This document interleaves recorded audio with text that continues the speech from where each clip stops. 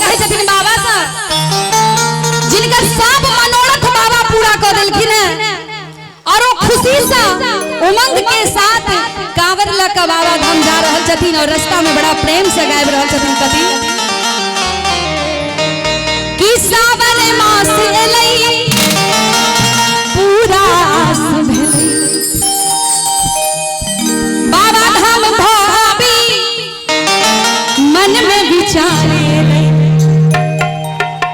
केहन भक्त छथिन से देखियो कि सावन मास एलै पूरा आस भेलै हे बाबा धाम भाभी मन में विचार और कान्हा मला गंगा जल के गगरिया हो जल के गगरिया जल के गगरिया बहन का हम हो कवरिया पहुंच गई तेरे घर नगरिया बहन का हम हो कवरिया पहुंच गई तेरे नगरिया घर पर हम हो रजिया पहुंच गई बाबा नगरिया सावन मास एलै पूरा आस भेलै बाबा धाम भाभी मन में विचार एलै सावन मास एलै पूरा आस भेलै बाबा धाम भाभी मन में विचार एलै कान्हा मला गंगा जल के गगरिया जल के गगरिया दोनों हाथ उठा चाहिए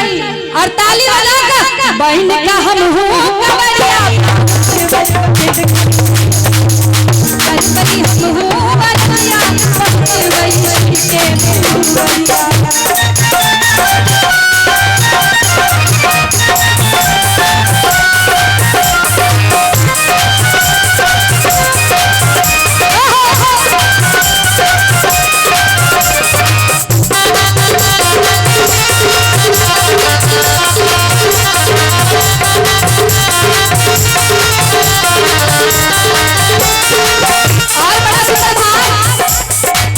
सावन में बाबा धाम जी अबैया